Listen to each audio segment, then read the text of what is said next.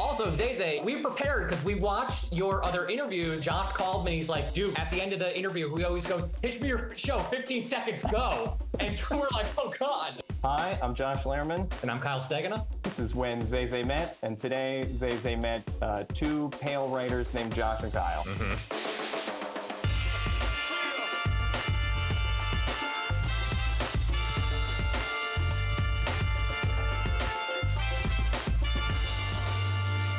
¿Qué pasa con toda mi gente? I am Zay Zay, and welcome to When Zay Zay Met. Now, these next two wonderfully, amazingly gorgeous young men, they made you laugh out loud with Biz Aardvark, and now they're gonna make you roar with their latest endeavor. They are the executive producers of Nickelodeon's Rock, Paper, Scissors, and today they are here with us. Ladies and gentlemen, show your love. This is Kyle and Josh. That is the nicest introduction we have ever gotten in our lives. Oh, stop it. Stop it. Well, I appreciate it. I mean, it might be the first introduction we've gotten in our lives. That's also very true. It's not a lot of competition. There was something that I wanted to ask you guys after reading up a little bit about you. It might be a little personal, but there is something special, I think, about and I chose the word endeavor in the intro for a very specific reason. You guys have chosen a path of making kids laugh right now as your job, as your career goal, right? All you want to do is make kids laugh right now. Why that? You're incredibly talented. You guys could take your skills, your blessings, and pretty much do anything in any genre. Why this? I think it's just this project. This was something that when I had this idea and I brought it to Kyle and we developed it, it just felt so new to us in a weird way and so like open. There's so much freedom in this world, and it feels like, you know, you'll see when you watch this show, but the types of stories we tell, we feel like we can do anything in this world because all that matters is really that our three characters remain consistent. But this show can be so all over the place that it just felt like such a fun a way to just tell a lot of the stories we wanted to tell. And I will say too, I think this show is for kids, but it's definitely for adults too. Like, this is a co-viewing show for sure. Because there are some jokes in here that may go over some kids' heads. Who knows? Okay. But we've shown this show to our also friends in their mid-30s, and they enjoy it just as much. So yeah, absolutely. Oh, you said it. I mean, this show could definitely go anywhere. I mean, it's not just a single game of rock, paper, scissors throughout an episode, right? Like, it once you get on the rock, paper, scissors train, you can go anywhere with this. Yeah. And I'm imagining, just like any, let's say, situation comedy, you guys are pulling things from just normal life, right? I mean, even the concept of the show, I mean, you came up with it in the shower, I read? Yeah, this was just a random thought that came to me, and I went... That's where you do most of your good thinking. It's true. Exactly. But I had the thought that you want to have as a comedy writer, where I went, that's dumb. But it's combined with laughter, and you go, okay, I'm on to something. Most of the best pitches in the writer's room always start with, all right, I think this is kind of stupid, but...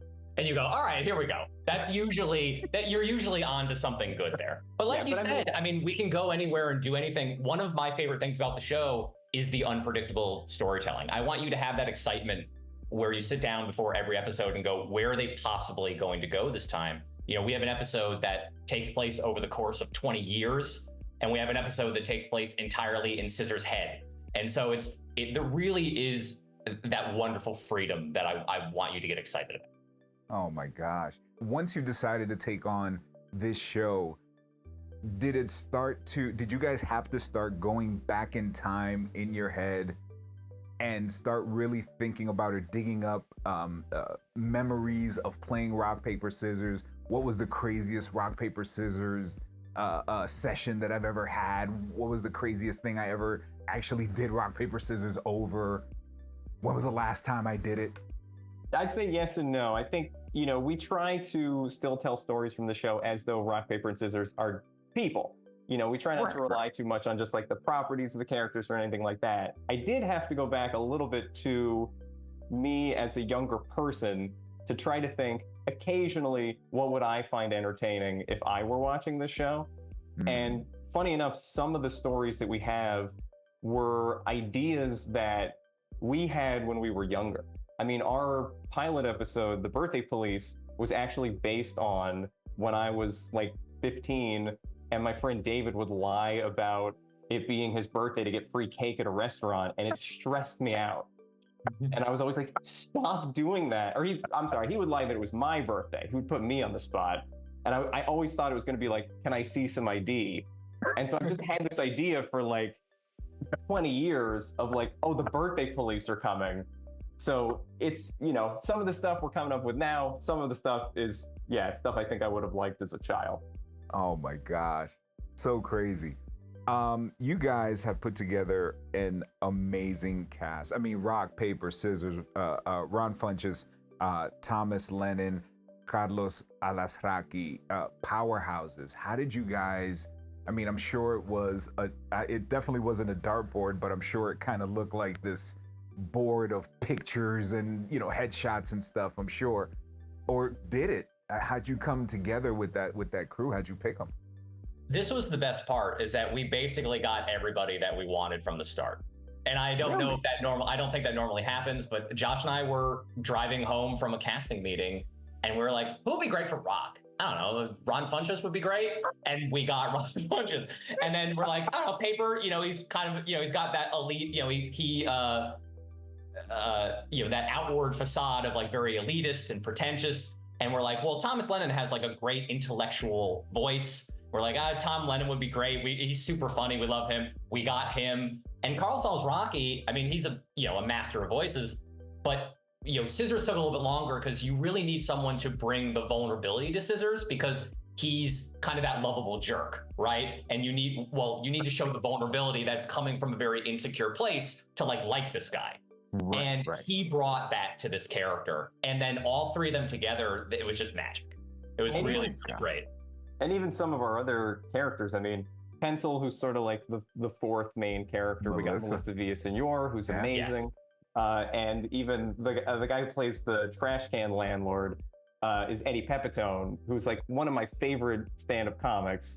And we wrote that for him, although we didn't really want to tell him like, hey, we wrote this angry, awful garbage can entirely for you, but he's so good. Like, everyone's just so good in their roles. Yeah. It's an embarrassment of riches, and I cannot wait to see you guys continue to rise, and I wish you nothing but continued success in the future, not only for this show, but for the rest of your careers. Thank you so much for the years of entertainment. I appreciate you guys. Hey, thank you. We appreciate it. Also, Zay Zay, so we prepared because we watched your other interviews, and Josh called me and he's like, dude, we need to answer this. At the end of the interview, he always goes, pitch me your show, 15 seconds, go. And so we're like, oh God. Well, they're wrapping me up, and let's do it. Okay, sell me this show. Why do I need to watch Rock, Paper, Scissors? Go. All right, Zay Zay, this show has everything.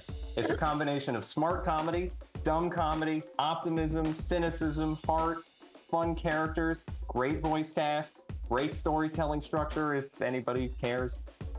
It's co-viewing, it's for kids and adults, and the episodes are usually under 11 minutes, so it's not that big of a commitment. Convenient. That's what we're going with. I love it. If anybody cares, come on. You know how kids watch TV and they go, I really appreciate the story structure here. I'm just saying, a lot of thought went into it. So good. I appreciate you guys so much, man. Thank you. Like I said, continued success. Can't wait for the next one. I really appreciate the time.